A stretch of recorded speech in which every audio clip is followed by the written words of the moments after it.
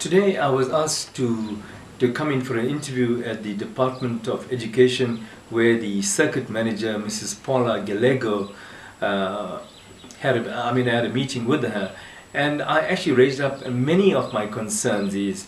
I quoted the Schools Act from the Department of Education, and it says there in a disciplinary hearing that the child also is allowed to ask questions and make written representations.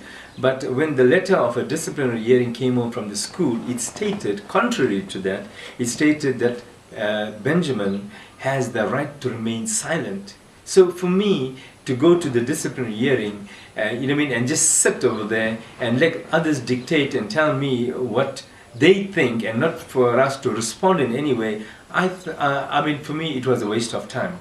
I've also spoken to Mrs. Gallego, and I told her, well, these are the prescripts that come from the department. So the school sets one, example, and the department sets something else. So when I asked her, what was the response or feedback from your investigation team at the school on that Monday morning, her response was, a group of officials from the Department of Education has been to the school to inquire what happened.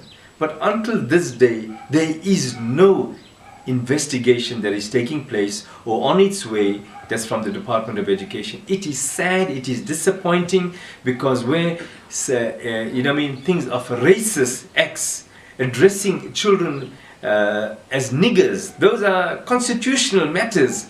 The department takes it so light. I don't know whether, I don't know whether to say this. Am I not black enough so that my voice could be heard? When a student raised the concern about her hair, the whole country jumps. But yeah, racism has been practiced in a Christian school, and unfair practice of suspension.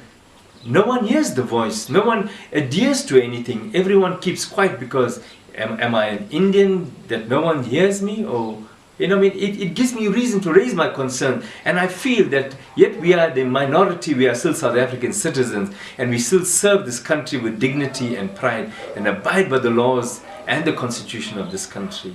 So, for me, if the department is not doing anything, we put these people into power so that they could serve us and they could protect us. So, well, I think my opinion about the political parties and the people who you put into power, it should change from this day onwards.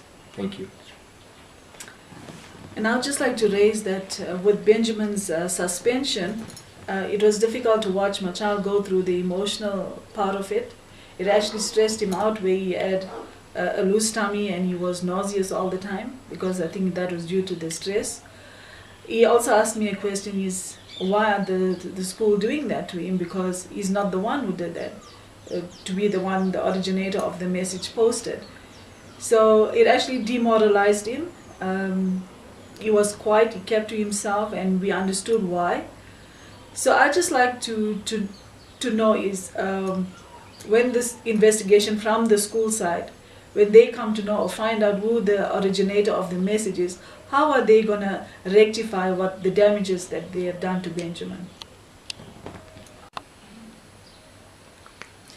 Okay, when I was summoned to the Way Christian School regarding Benjamin, I was quite disappointed in the way the situation was dealt with, because there was no proof, and there, as I said, Benjamin was being accused of something he didn't do. So for me, that I take it, it's quite painful as a parent, because you know your child, and I know Benjamin is not capable of that, and I think any parent or any mother would know when a child lies. And I can say that, with the school, it was dealt with in a wrongful manner. They could have got all the evidence before making it an accusation. Well, I'm actually very disappointed in the manner that they proceeded with the entire situation, because they first suspended the young man, and then they actually want to have a disciplinary hearing. For me, it's like you pay for your crime and then you have a court case. So, and they were advised by the department to continue with the disciplinary hearing so that procedure is followed. So, you know, I mean, it's done the other way about. And I'm actually very disappointed. Being a Christian school and where ethics and morals and values are to be practiced, well, nothing of that nature takes place in that school.